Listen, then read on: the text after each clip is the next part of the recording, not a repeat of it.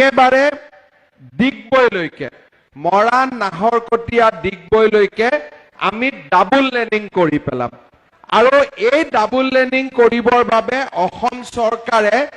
500 কোটি টকা খৰচ কৰিব পৰা জয়পুৰলৈকে আৰু জয়পুৰৰ পৰা নামৰূপ দিল্লী জয়পুৰৰ ভাদৈৰ পৰা জয়পুৰ টিপামলৈকেও 60 কোটি টকাৰে এটা সুন্দৰ পথ আমি নিৰ্মাণৰ আধাৰশিলা কৰিছো কেইদিনমান পিছত আজি আমি ইয়াত সমবেত হৈছো আপোনালোকে দেখিছে সাবুৱাৰ পৰা দুলিয়াজানলৈকে দুলিয়াজানৰ পৰা ডিব্ৰুগড় মাইজান বাগিচালৈকে যিমান বিলাক মথাউৰিৰ সমস্যা আছিল আমি সেই সমস্যাবিলাক আমি সমাধান কৰাৰ বাবে আজি আমি ইয়াত সমবেত হৈছো মোৰ মনত ইচ্ছা আছে যে যিমান সোনকালে পাৰো টিংখঙত আমি এখন চিৰিয়াখানাও নিৰ্মাণ কৰিব খুজিছো ইয়াতে আমাৰ এখন বিমল বৰা ডাঙৰীয়া আমি চেষ্টা কৰি আছো প্ৰায় 250 কোটি টকা খৰচ কৰি ইয়াত আমি এখন চিৰিয়াখানা বনাব খুজিছো আজিলৈকে গুৱাহাটীত চিৰিয়াখানা আছিলে উজনিত চিৰিয়াখানা নাছিলে এতিয়া টিংখঙতে আপোনালোকৰ চিৰিয়াখানাও হ'ব গোটেই দিন কেইটাত অসমৰ 11খন জিলাত আমি বিকাশৰ এটা পথেক আৰম্ভ কৰিছিলো বঙাইগাঁওৱেদি এই যাত্ৰা আমি আৰম্ভ কৰিছিলো নলবাৰীৰ পৰা তামুলপুৰৰ পৰা মৰিগাঁৱৰ পৰা গোলাঘাটৰ পৰা বিশ্বনাথৰ পৰা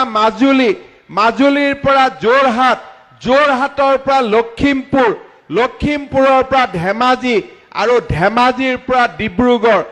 এই সমস্ত অঞ্চলত আমি যোৱা 20টা দিনত প্ৰায় 15,000 কোটি টকাৰ আঁচনি অসমবাসী ৰাইজৰ বাবে আমি আৰম্ভ কৰিছো আমাৰ চৰকাৰে অৰুণোদয় আঁচনিখনৰ দ্বিতীয়টো অধ্যায় আৰম্ভ কৰিছে টিংখং সমষ্টিয়ে হওক দুলিয়াজানেই হওক নাহৰকটীয়াই হওক মৰাণেই হওক ডিব্ৰুগড়েই হওক চাবুৱাই হওক আমি ডিব্ৰুগড় জিলাৰ প্ৰতিটো সমষ্টিতে আৰু 6,000কৈ মহিলাক আমি অৰুণোদয় আঁচনি দিয়াৰ বাবে সিদ্ধান্ত গ্ৰহণ কৰিছো দুটা কিস্তি শেষ কৰাৰ পিছত অহা বছৰ আমি তৃতীয়টো কিস্তিৰ কাম আৰম্ভ কৰিম য'ত আগতে লোন লোৱা সকলৰ লোন আমি বেংকক ঘূৰাই দি আপোনালোকৰ ঘৰে ঘৰে আমি এনঅ'চি সমূহ আমি বিতৰণ কৰাৰ ব্যৱস্থা ল'ম শ্ৰদ্ধাৰ ৰাইজ তাৰ লগে লগে আমি অসমত আৰু নতুন আঁচনিসমূহ আৰম্ভ কৰিছো আজি আপোনালোকক মই এটা প্ৰশ্ন সুধিম যে আমাৰ ইয়াত বিনামূলীয়া চাউলৰ ৰেচন কাৰ্ড থকা কিমান মানুহ আছে আপোনালোকে হাত উঠাওকচোন কিমানে বিনামূলীয়া চাউল পায় এতিয়া আপোনালোকে চাব সকলোৱে হাত উঠাইছে মাজত কিন্তু কিছুমানে হাত উঠোৱা নাই তেওঁলোকৰ মনটো দুখ লাগি থাকে যে বেলেগে চাউল পায় আমি চাউল নাপাওঁ অহা মাহৰ পৰা টিংখং সমষ্টিয়ে হওক নাহৰকটীয়া দুলিয়াজান চাবুৱা মৰাণ ডিব্ৰুগড় এই সকলো সমষ্টিতে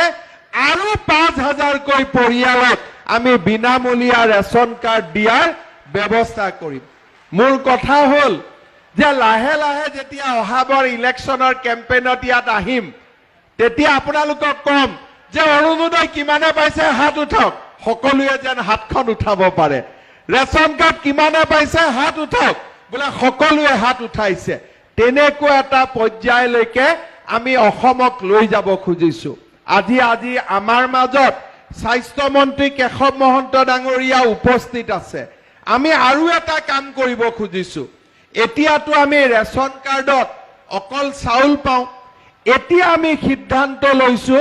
যে আমাৰ ৰেচন কাৰ্ডখন যাৰ হাতত থাকে তেওঁলোকে যেতিয়া হস্পিটালত যাব প্ৰাইভেটো কিছুমান থাকিব চৰকাৰী হস্পিটাল থাকিব অসমৰ বাহিৰতো থাকিব ভিতৰতো থাকিব ৰেচন কাৰ্ডখন দেখাই দিয়াৰ লগে লগে বছৰি 5 লাখ টকালৈকে ট্ৰিটমেন্ট মেডিকেল ট্ৰিটমেন্ট সম্পূৰ্ণ বিনামূলীয়া হ'ব তাৰ মানে আগতে আছিলে অকল চাউলৰ কাৰণে ৰেচন কাৰ্ডখন লাগে কিন্তু এইবাৰ প্ৰধানমন্ত্ৰীৰ আয়ুষ্মান ভাৰত মুখ্যমন্ত্ৰীৰ আয়ুষ্মান ভাৰত আমি বহাগ বিহুৰ দিনাৰ পৰা আৰম্ভ কৰিম যে 5 লাখ টকালৈকে পৰিয়ালৰ ট্ৰিটমেন্ট আপোনালোকে সেই কাৰ্ডখনৰ পৰা কৰিব পাৰিব আজি আপোনালোকে দেখিছে যে ইয়াত আমি মাটিৰ পট্টা বিতৰণ কৰিছো মিছন বসুন্ধৰা আমি আৰম্ভ কৰিছিলো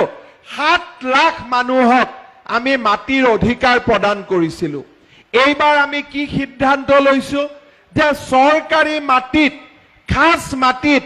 যিমান মানুহে বহি আছিল যিসকলে সৰকাৰি মাটিত ক্ষুদ্ৰ চাহ বাগিচা আৰম্ভ কৰিছিল এই সকলোবোৰ মানুহক এইবাৰ আমি মাটিৰ পট্টা দিব খুজিছো আৰু তাৰ কাৰণে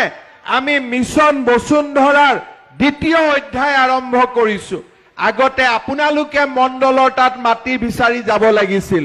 এইবাৰ সৰকাৰ আপোনালোকৰ মাজত আহিছে যে জুনে জুনে মাটি দখল কৰি আছে আপোনালোকে আবেদন কৰক 1 টকাও খৰচ নকৰাকৈ মাটিৰ পট্টা আমি আপোনালোকৰ হাতত তুলি